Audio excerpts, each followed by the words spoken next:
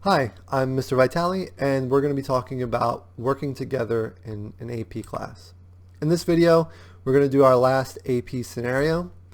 We're going to talk about how students are on their individual journeys. You're in this together anyway, competition in schools, and working together efficiently. Here's our last scenario. In 8th grade, Stephen and I always got hundreds. Now that we are in this AP thing together, he still gets A's, but now I'm getting B's. It's annoying because he will be disappointed with his 94%. Meanwhile, the rest of the class is getting 70s and 80s. And when someone asks him for help, he just thinks that they are trying to copy off of him. I don't know how to deal with him. So go ahead and think for a second. Go ahead and pause the video if you need to. Think about what you would do in that scenario and how you would address it, and come back when you're ready.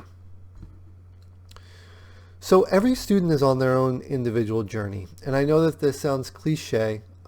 It sounds kind of cheesy because you might have heard it before, but it's true. And it's something that I think you should address with an open mind, at least hear me out on it a little bit. But when students are getting 70s and 80s, and one student's getting 100 or a 94, it's easy to just be mad, either on one side or the other, right? Like it might be mad to just say, or it might be easy to be mad at the person who's getting a good grade while you're doing poorly, but it's really just not about how people are doing in comparison to one another. Each person is dealing with their own stuff. They're either, like on one hand, you could have a student that was raised by scientist parents, sorry, I'm talking about physics in this example. Let's say that they're raised by scientist parents. So as they're growing up, they've been constantly exposed to science and math ideas.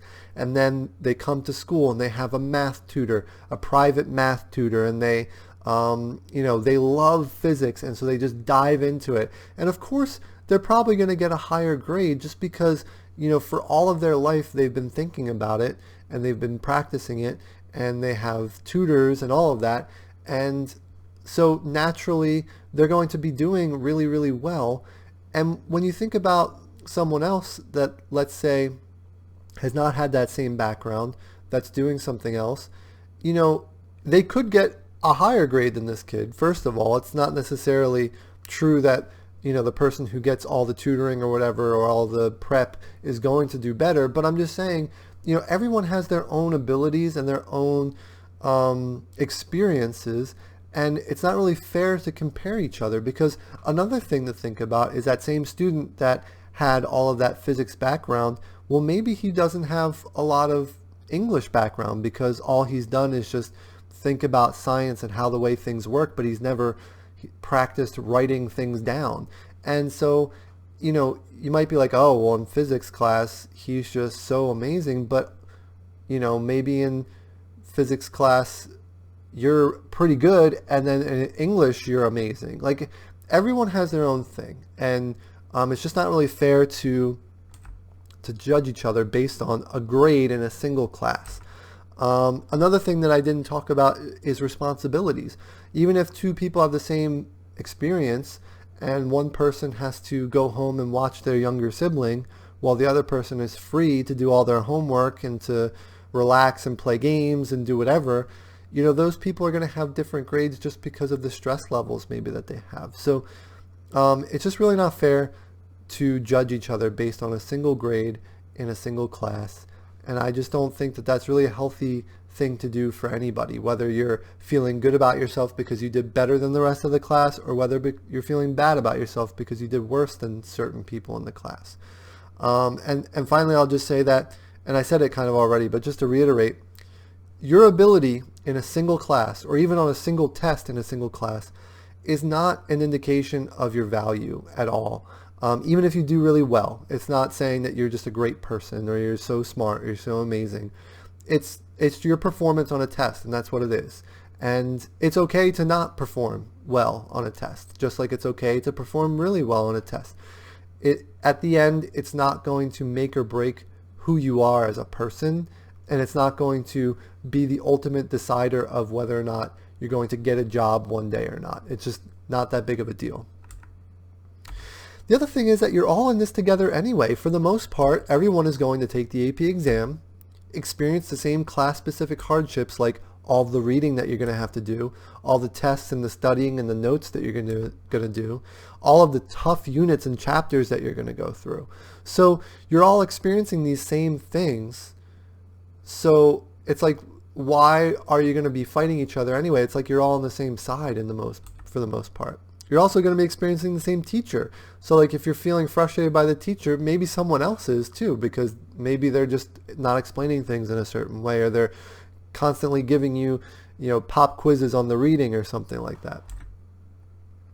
So if you're all in this together, why are you competing? I mean, it's not you versus the teacher. It's not you versus the course, like AP Physics or AP World History. It's not you versus your classmates. That's not what school is about. And school also isn't about checking boxes and just showing up and being there. School should be improving your skills, improving your knowledge, so learning, obviously, but it should, also be about you figuring out what you love to do, like subjects and hobbies, and also about who you are and how you learn best. In my opinion, this is my opinion, I believe that high school really is about figuring out who you are, learning how you learn, and of course, learning about what you love, what subjects you love, and what hobbies you love. And it's also about some other things too, like learning about how to be in relationships, whether that's just friendships or more, and just learning about just being a person. And you're getting to the point where you're transitioning from being a kid to a young adult. And I think those are some of the most important things. And all that hardship and struggling and teen angst that you feel is really just you learning the hardships of what it means to be a person. And I think that's a cool thing. Of course, along the way, as you're learning about what subjects you love, hopefully you're getting good grades because you love the subject, right? And you're learning it. Or if you're learning about subjects that you don't love, you're also learning how to manage in a class that you don't want to do. As an adult, and you can ask your parents about this, but there are times when you have to do things you don't want to do, and it's a skill to push yourself through the things and to succeed in things that you don't want to do.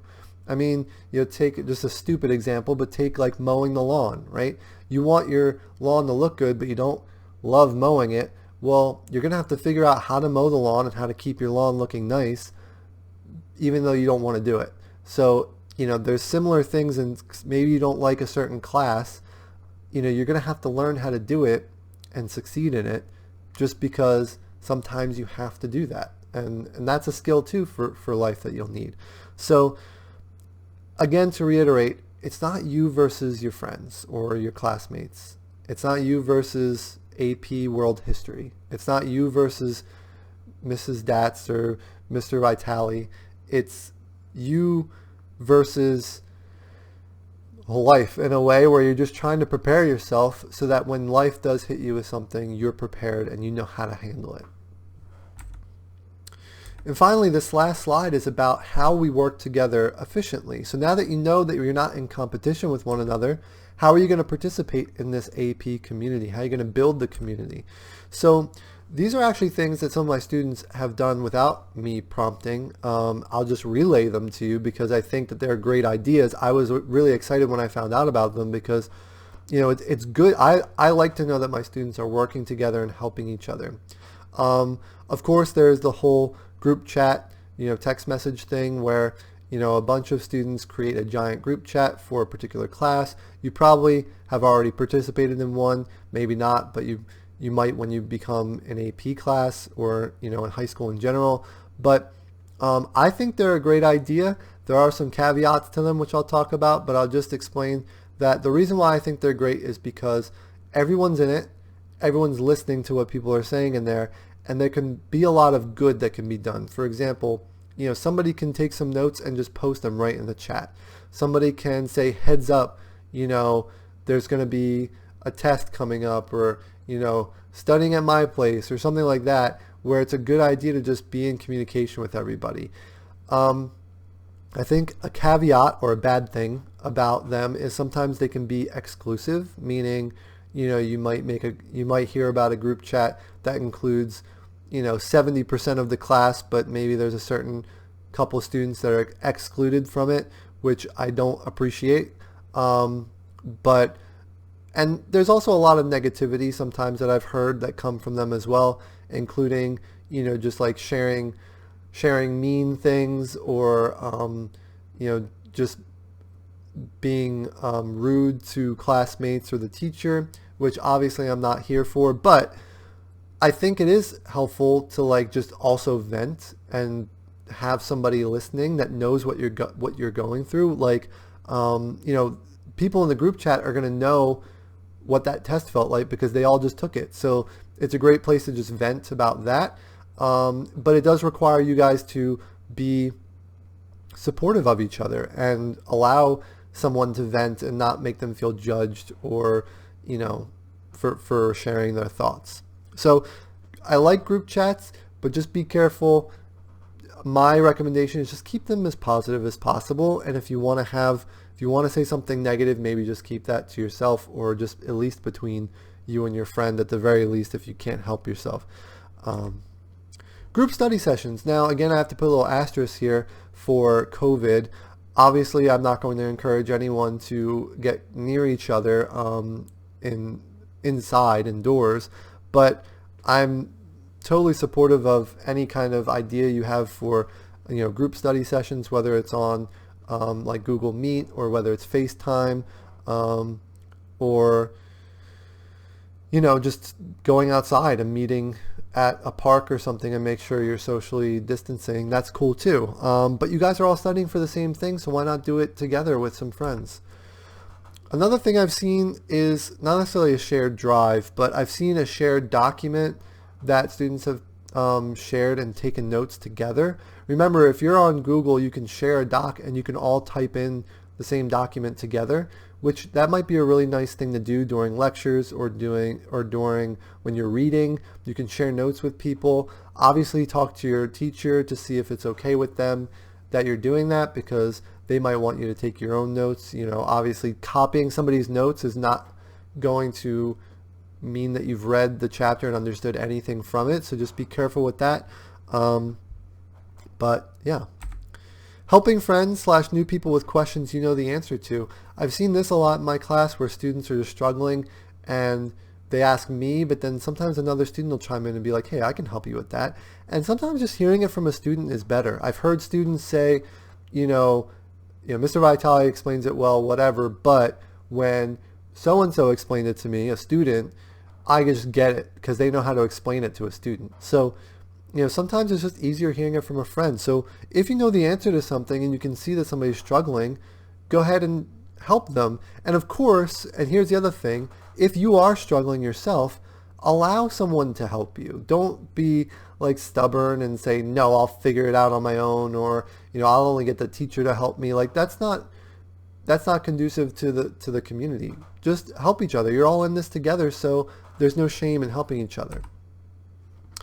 And of course, going back to our original scenario about getting hundreds versus 70s and 80s, you need to support those that are getting worse grades than you and being humble about your own grades. And this is hard for some of you guys to do, I know, because I've seen it where there are certain students that just score really well all the time, and they are kind of like sore winners where they, like, oh, I got a 94 and I didn't realize the rest of you did so bad. I wish I got 100, where it's like, all right, dude, we get it. You're really smart. But so like try to, like, if you get a good grade and everyone else gets a worse grade, if somebody asks you, you can let them know. You don't have to parade your grade around to everyone, and use your smarts for good. Like help somebody, because clearly you understand what's going on. So don't just share it all to yourself. Like in the scenario, Steve, he thought that everyone was trying to copy off of him. Well, maybe they're not. Maybe they just want to understand, like, how do you know so much? Help them. Share what you know. And if you're doing poorly, and like, don't be mad at the people that are doing better than you. That's not going to help you do better, right? I mean, your feelings are valid in the sense that you're frustrated, but it's not their fault. So there's no sense in being mad at somebody for getting a better grade than you. So those are just some things I wanted to talk about.